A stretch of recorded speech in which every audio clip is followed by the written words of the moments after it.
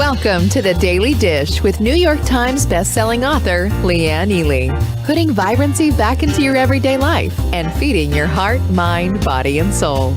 Join us every day at 1 p.m. Eastern for Motivational Monday, Tuesday's Tip, Wise Woman's Wednesday, Thirsty Thursday, Food Fight Friday, and of course Q&A, where no question is off limits, and Soulful Saturday. Here is your host, Leanne Ely, and The Daily Dish.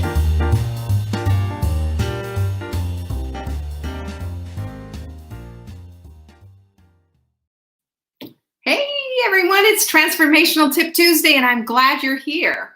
Thanks for showing up. Thanks for coming to the show, and thank you, too, for all of your great support. You know what? We never, ever take it for granted. Hey, Sharon, it's good to see you. I'm glad you're here. So today is Transformational Tip Tuesday, and you know what happens on Transformational Tip Tuesday, don't you, right? We're going to talk about something that has the potential to completely transform your life. You know, when we understand things like that, when we put things in practice, what do we see? We see that transformation happen, don't we, Martha, Marianne, Vicky, and Catherine, all in the house. There's my girl, Joanne. Good to see you.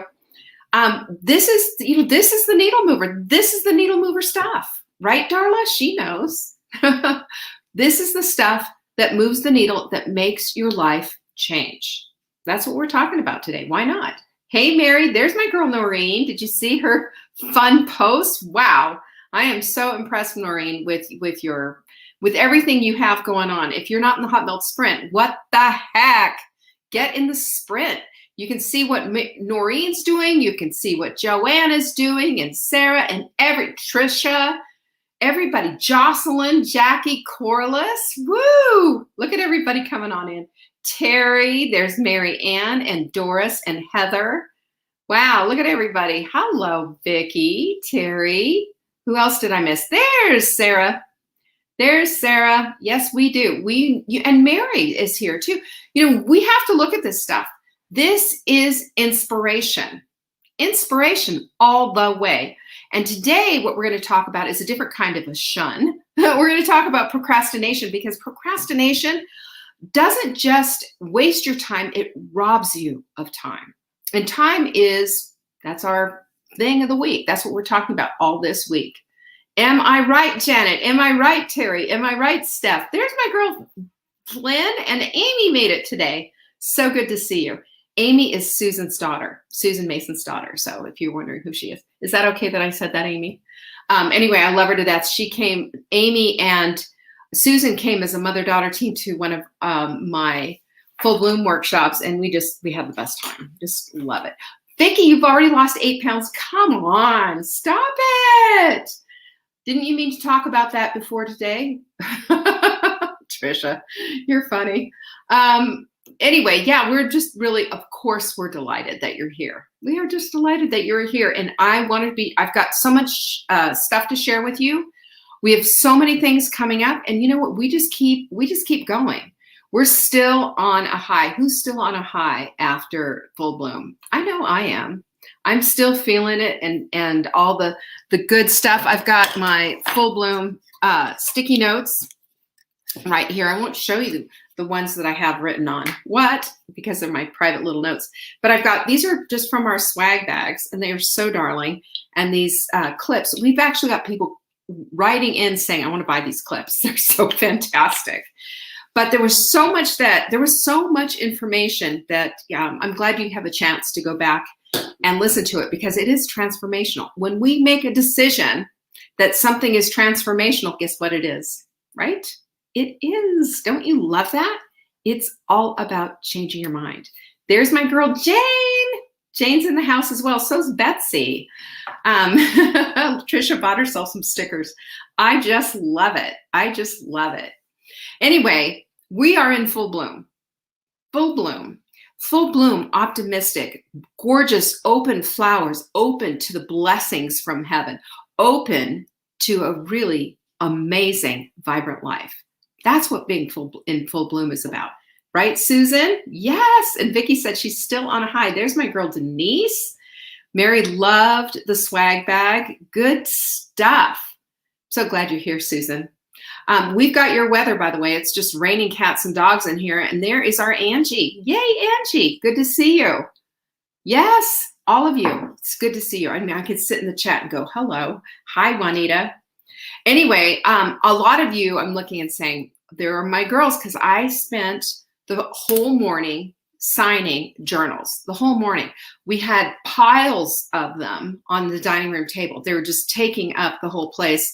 And I signed each and every one of them. We're not done yet. They're all going out though. There's a bazillion of them going out today, and then the rest will be hopefully going out tomorrow if my hand holds up. Right, Samantha? Good to see you. I'm glad you're here. Anyway, that's what we have for you today. Exciting, exciting, exciting. And if you're wondering what I'm talking about as far as the journal, well, our journal is a 12-week journal. It's called Take Back Your Life, a journal for women desiring real change. This is when you're not just saying, oh, I hate my life, I hate my this, I hate all of that. No, you know what it is about? It's about saying, you know, if I could do this, this would be great. If I could do this, this would be great. Or I just want to change everything. But, you know, this isn't going to get you out of hateration, right? It isn't. Hey, Sue, good to see you. But it is going to get you to the place of understanding that you can accomplish great big things in a shorter period of time. This is taking a year and compressing it into 12 weeks. What am I talking about? You will find out. But if you want to be a part of this, we have 2 workshops coming up. One is on May 15th. The other is on May 22nd, and both are on a Saturday morning. We start at 10 a.m. Eastern. We end at 12 o'clock Eastern, at least for the teaching. We will stay as long as it takes to do all the Q&A.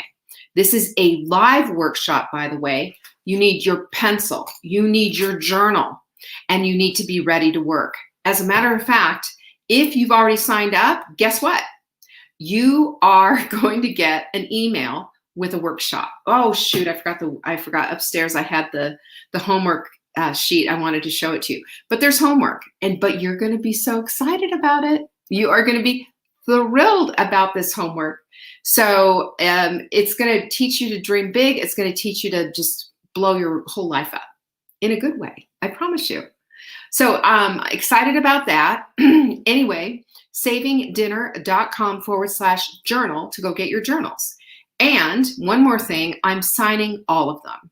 I will sign it and personalize it to you and give you love and hugs and kisses, because that's how I roll. And I am so thrilled about this journal. Our Amber completely revamped it. Lots of new good things in it. And as a matter of fact, those of you who already have the journal, take a look on the bottom of the page, and you're going to see on some of them, like the morning ritual and some of them, that there's a printable link if you want to print some out and just kind of get started before you put it in your precious journal. Yeah, we talked about this because that's how I am. I don't want to mess it all up yet, even though you used your pencil. But all the details are coming. So watch your email, okay? And if you're not getting our emails, you're not getting the show notes either, which is tragic. Go to savingdinner.com and just get yourself signed up. That's all. That's all. Oh, Lily, you're so sweet. I just signed your journal this morning. I remember doing it. We need some self-care bingo cards. That's so good. Yes. Anyway, am I done talking about the journal? Probably not. But I am going to let you know that this is Transformational Tip Tuesday, and my biggest tip for you is to get this journal, okay? We don't have it in a PDF this time. We are only doing it in these journals because I think it's important to chronicle the change in your life. And you're going to see it. You're going to have this. This is going to be a treasure, you know? I'm excited. I love stuff like this. We also have our supplement of the week, which is ACV. How convenient. Organic ACV, apple cider vinegar. Vinegar is a very interesting thing. It's prebiotic, so it feeds your gut. And it also has the ability to help your digestion and help with burning of fat. Did someone say burning fat? Yes, burning fat. Lots of studies on this. The problem with most ACV is supplements out there is it's not organic. We had to wait months to get this sourced because it's hard to find. And it's important that is organic because unfortunately apples are super dirty and they have lots and lots of pesticides on them. And I don't think that's ever going to change. So organic is the way to go with this. I love this because I don't like drinking apple cider vinegar. It makes my teeth kind of ache and it feels icky. So this is the way to do it. When you buy your apple cider vinegar, your ACV, by the way, you're also going to get 4 now and later menus, which are going to show you what to cook now and what to bag up and put in the freezer for later. So you're really getting a 2-for-1 deal on this. We have 4 volumes. You get all 4 of those volumes worth $40, absolutely free. Find out about it at savingdinner.com/show. That's where you're going to get this. And also, we have some success tools, and we've renamed them. Good job, right, Jenny? Right? Good job, Jenny. She said, we used to have it on the site saying other merchandise. Well, it's not other merchandise. This is success tools. We put them together ourselves, right? We have a mindful mug. I had mine last night before dinner. Did you? And the mindful mug, there's a post that'll tell you all about what it's about and the psychology behind it and 3 different ways to get it. That's at savingdinner.com/mug. Plus, I mean, come on, don't you want that? Isn't it so cute? And look at the back. Ah, it's a Pinkies Up cup.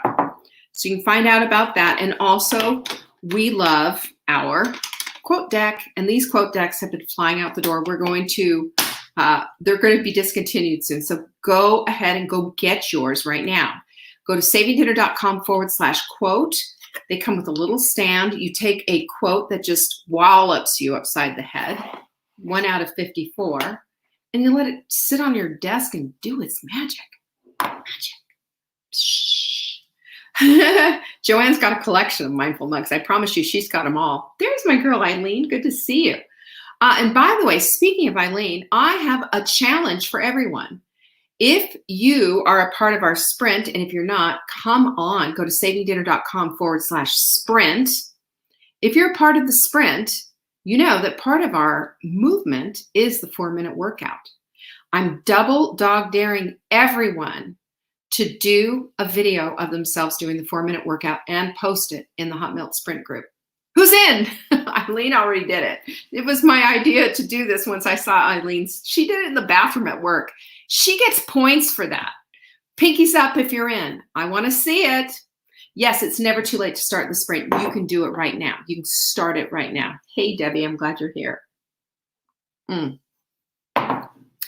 Anyway, that's what we have. That's what I'm telling you about today. I'm excited about all the things. Eileen did it. You saw her, right? Macy, are you going to do it? She's laughing. She's laughing. Does that mean she's going to do it? 4-minute workout video. Bada bump, bump, bump. Who's going to do it? I have not seen one pinky up. Come on, you guys aren't a bunch of chickens. You are not. Marianne's going to do it.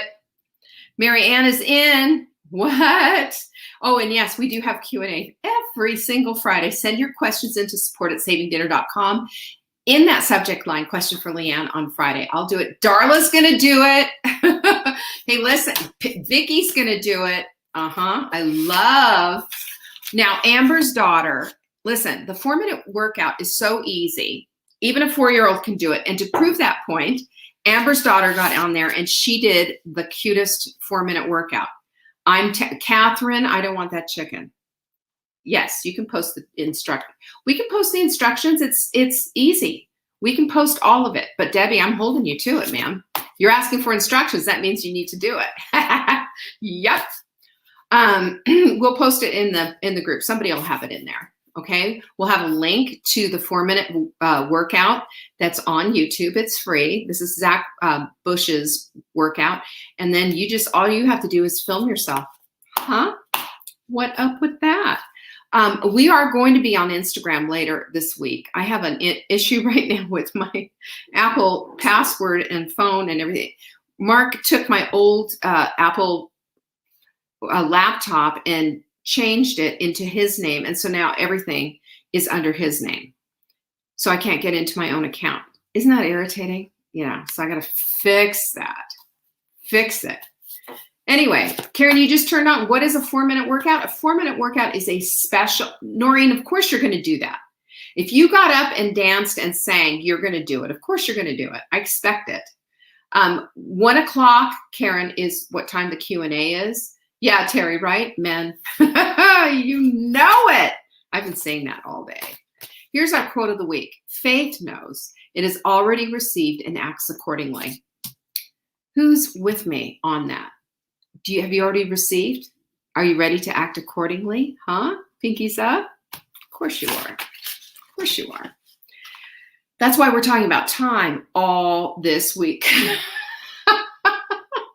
You're going to follow Mark on it. He's not even on Instagram, I don't think. Mm-hmm. All right. Angie said she's already got it. I'm expecting Angie's video. Who else is doing it? Sarah, I haven't seen you say you're going to do it. Joanne, you're doing it? Good. Good, good, good. I want to see like a lot of 4-minute. You have to entertain me. Yeah. Yeah. Amber's daughter already knows that she is massively entertaining. They like to look at videos of my doggy. Anyway, procrastination. Are we ready? Let's lift this ship up off the ground. There is a Bible verse everybody knows from Proverbs 10:4, which I love. It's like 10:4, like checking in, like that's the truth, right? A slack hand causes poverty, but the hand of the diligent makes rich. Procrastination is the slack hand. What does procrastination do? It holds you down on the couch, doesn't it? What does procrastination do? It holds you back from the vibrant life you want to live. What else does procrastination do? It makes you feel guilt, and taken to an extreme, it makes you feel shame. Procrastination is never a good thing, and it can become habitual. That's why we're talking about it today, because you're not a good entertainer, Lily. Lily, come on. Jameis said, yeah, we just had a bad storm too. Lots of thunder and lightning, but it's over now, I'm glad to say. But one of the things about procrastination is there's certain things attached to it, and a lot of it is fear. A lot of it is fear. As much as it robs you of your time and robs you of the quality of life and robs you of your vibrancy, it's fear-based. And fear-based never has a place for us in our lives, does it? I mean, has fear ever served you? The only time fear ever really serves us is when we have a fearful thought or an intuition or something. But when we are fearful and living in fear, it doesn't do anything. It puts a protective wall around us, sure. But that protective wall is a self-imposed prison.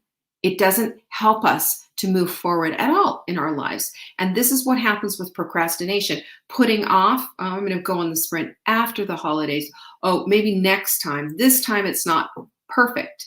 And procrastination is also another word for perfectionism, by the way. You know that. I mean, if you've followed Fly Lady for any period of time, she talks about that all the time.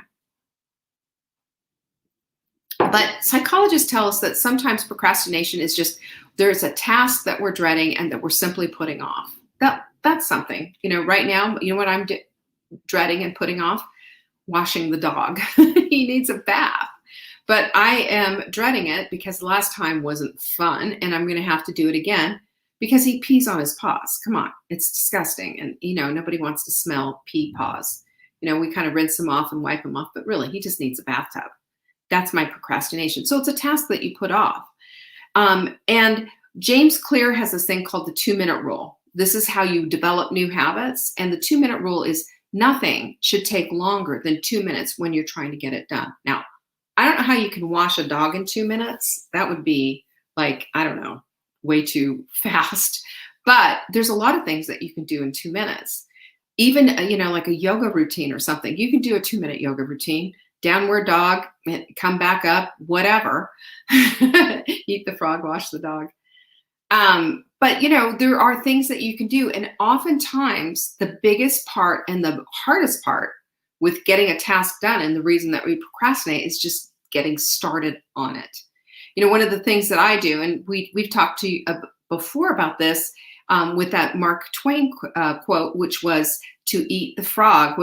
How do you get, you know, through a task that you keep procrastinating? or something that you're dreading to do, you eat the frog first. And then he says, if there's two things that you're really procrastinating, eat the ugly one first.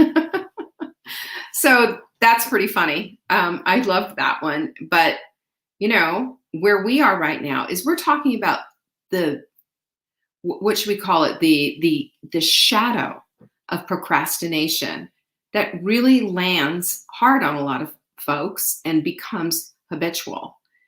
There's even talk, and I went into a dig on some of the research. Is procrastination addictive? And what I would say is that I think anything has the potential to be addictive and become an addiction if we are just allowing it to have its way.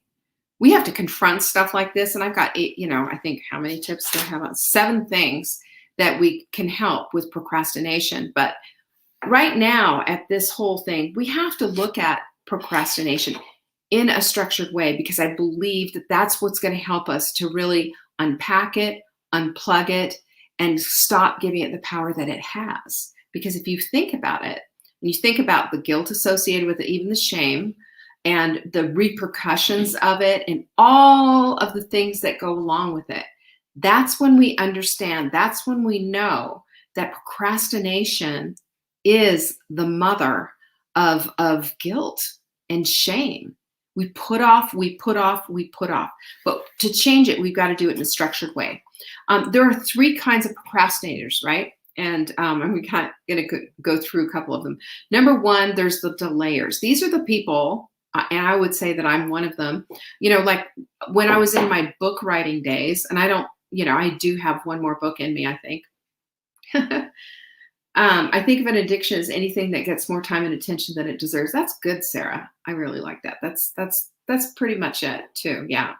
Because, even though maybe it's not clinically addictive, but shopping, and gambling and other things that take up our time and take up our mind space, we have to look at those things. We have to look at all of it. But there are 3 kinds that I want to look at right now. And one is the delayers. And the delayers are the ones who say, oh, I know I've got a deadline and I'm going to wait. I've got all of this stuff that I know what I need to do. I just need to get in there and do it. So what I would do with a book deadline, when you're writing a book for a publisher, you have 18 months between concept, a book proposal, and when they need it so that they can, for the publish date. And the publish date after that, takes about 6 months, I guess. So it's a really 2-year process. And you need to get that book to your publisher. So what I have done, would be to get it started. I'd have my outline, of course, because when you have a book proposal, it's already outlined and detailed with the chapters. You don't give them the whole manuscript. That's a big fallacy. They don't have time for that. They just want to get a grip on what this book would be about if you were to do it, and then a sample of your writing to see if you're up to the task. So I would sit there and go, okay, well, I got all these other things to do. I'm running a business. I'm raising kids. I'm doing this. I'm doing that. And procrastinate. Then all of a sudden I'm going, holy crap. I have a whole manuscript due in a month. And so I jam on it, and I had lots of late nights and doing all this, and then testing recipes, drafting people in to help and all of that. And it was high stress for a whole month because I'm a delayer, and I delayed that and pushed the deadline. I trying to get out of that one, working on that one. But this is what I was. And then there's perfectionists. They don't even get off the block, because if it's not done perfectly, then why even do it excellently, right? That's what a perfectionist does. They don't do anything because they start already just thinking about what the task is at hand and thinking about why it's not going to be perfect and why it shouldn't be started because of that. And you know how self-defeating that one is. And then there's the distractible, the shiny objects people, the people who think that they can multitask. We talked about that yesterday, because we know that multitasking is the biggest bunch of malarkey on the planet. So we need to just understand that this distractibility, this shiny object, this squirrel, kind of a thing has to go. It's never, ever, ever going to serve and make a decision. Is simply what that is making a decision to say, okay, I'm on this. not on that. And I'm just going to look at this. As tempted as I am to start a million projects, we need to keep ourselves on track. But the research shows that there's a pattern of powerlessness that leads to procrastination. And they had a couple of different things in there that I just want to go through. And this stuff I'm not going to unload, but this is what the psychology is on this, because but I think it's really super interesting. And the first thing is that with this pattern of powerlessness that leads to procrastination is a negative self-worth that comes from a negative self-worth, putting off and not doing, and thinking, not very highly of yourself because of your doing this, and denigrating yourself on a regular basis. Well, I'll never do that. I'm not smart enough to do that. I can't because, and then on and on and on and on, and just really bringing the whole thing down. You are, well, Betsy, you're in the right place. I'm glad. She said I'm all three. Don't worry about it. We've got you. The third one is being highly self-conscious. They think that everybody's looking at them. And remember, we've talked about this before. You're playing for an audience of one, for yourself. You're not playing for the whole world. You're not on a stage and everybody's sitting there and doing a critique like, your opening night on Broadway. It ain't happening. But we think that way, and that's what this is talking about. Number 4 is they're comparers, negative comparers. Well, look at her. She's got it so much. She doesn't have kids at home like I do. Or look at her. She doesn't have as much weight to lose, or she does. And in other words, just putting it off and making decisions not to do something because you're comparing. Well, I can't do it like she can. I have way too much weight to lose, but she didn't. She only had 30 pounds. I've got 50, whatever. And that's what this whole thing is about. And then the last one, this is something that nobody wants to talk about because it's not very flattering. And that's just a plain old lack of self-control. Self-control. We all have impulses, don't we? I do. Mark takes out something that I would like to eat. Like, I'd like to eat that. And impulsively, I'd like to eat that, but I'm not going to. That because I have to check myself, but I go through this whole decision-making process every single time. You would think that wouldn't be the case, but it's true. This is just how it is, y'all. It's how it is. We're always thinking in our brains, what are we going to do next? And this whole thing, this lack of self-control, well, that's part and parcel. So what are the treatments for this? Well, the psychologists say that you need to get to the place of self-respect. How do we self-respect ourselves? I believe we self-respect ourselves with just the littlest of things. We start by making our beds in the morning. That's a show of self-respect, of taking care of what one has used and putting away and cleaning up what's been done. You're done with your bed, make it. You're done with your breakfast dishes, put them in the dishwasher or wash them in the sink and take care of them. These are little acts of self-respect. I remember Elizabeth Taylor, of all people, went to some rehab. And you know what she said was that one of the things that really got her was, she had to make her bed every morning at this rehab center. And she had to do cleanup in the kitchen and doing all these things. She said, but it taught me how to respect myself, finally.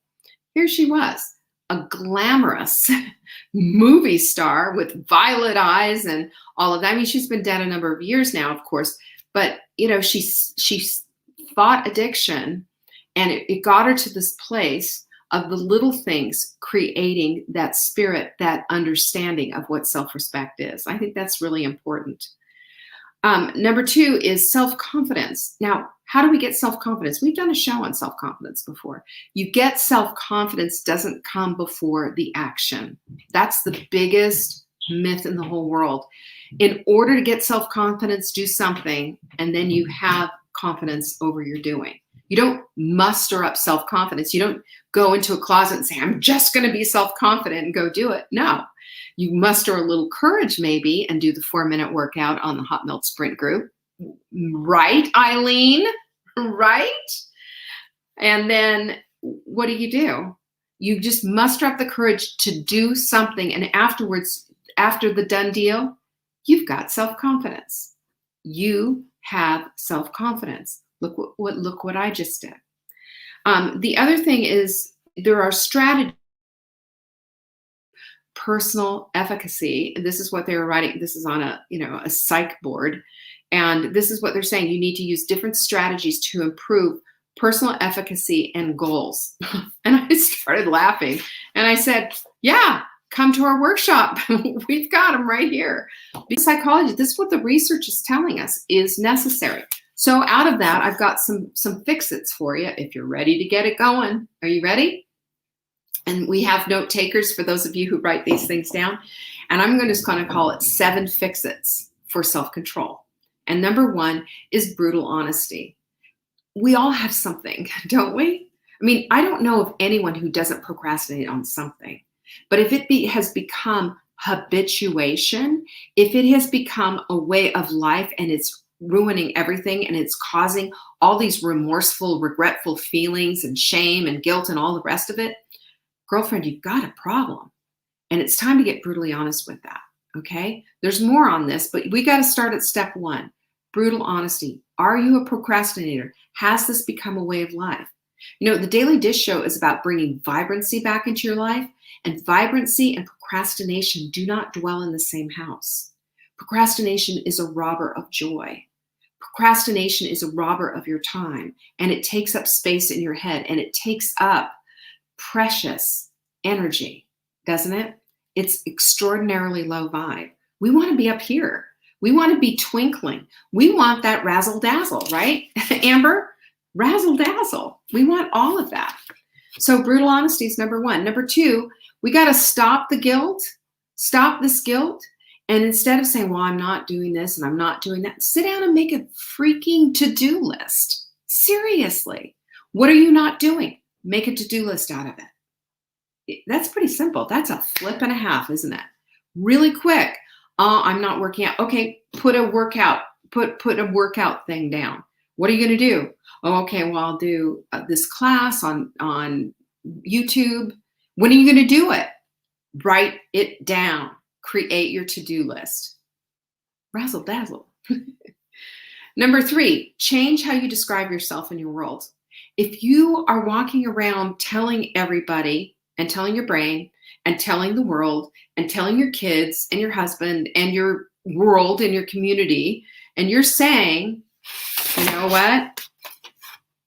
I'm just not that good at that. I'm not good at this. I'm not good at managing my time. I'm not good. I'm just terrible at it. I'm not good at getting things done. I put things off. And you start doing that. You know what you're doing? You're underscoring that. We need to be looking at the things we want, not the things that we don't want. And that's the thing that we should be mouthing, and not like, I'm going to, well, maybe I'll give it a try. No. Get into it. Because remember, what you think about expands, what you dwell upon becomes your destiny. Where your focus goes, your energy flows. Why is all of this? Because when we redirect and put our energy toward that, instead of underscoring, highlighting, and putting big circles around all the stuff that we don't do and all the things that we are, you might even be saying the truth about what it is that you're not doing. Who cares? If you've decided to flip it, if you've decided you want a vibrant life, then it's time to stop talking about the things you don't want in your life anymore. It's time to start talking about the things you do. There's a huge mindset shift when you do that. It's seismic, as a matter of fact. Tectonic plates and the whole 9 yards. It is. That's right. A to-do list that has not specific and time bound is just a wish list. That's exactly right. And they will all tell you that. But to start, we need to have some kind of a to-do list for the day, of all those tasks. Yep. And I wait until the last moment, unfortunately, to get my things done. You hate it? Okay, flip it. There you go. When we hate something, we don't have to tolerate it, even if it's from us. We just make a decision that it's no longer appropriate. This isn't appropriate for me. I'm a grown woman. I don't need to be doing this anymore. I am a badass, not a half-ass. These are the things that we line up. When we are not lined up with our goals, with our vibrancy, with our word of the year, the things that we want, we're out of alignment. Jocelyn just posted her workout in the Hot Melt Sprint group. Jocelyn, I love you. You are brave. How do you feel now? Self-confident? Of course you do. Fabulous. Number 4, did I say number 3? Yes. Change how you describe yourself in the world. Please do that. Please start saying I am and then the thing you want, and start doing that. That's going to retrain your brain. And when it comes out of your mouth, it's going to start working its magic. I promise. Hand to God. Number 4, be optimistic. That's another thing that people, well, I'm just not that optimistic. I'm just not that positive of a person. I'm a night owl. I'm not a morning person. These are all excuses. That's super crap. Got it? Crap. Come on. What do you want? That's what you are. Start saying it and smiling, even if it's just at yourself. Go practice in the mirror if you need to. But optimistic people have a different vibe. They do. It's much higher and up here, not down in the gutter. It doesn't work. Number 5, guess what? Goals, gals, goals. Now, goals can be intimidating. They can be overwhelming. They can be everything. I get it. That's why that's why we're having the workshop coming in. But goals are the things that move the needle in your life. I have a goal to do X. I have a goal to do this.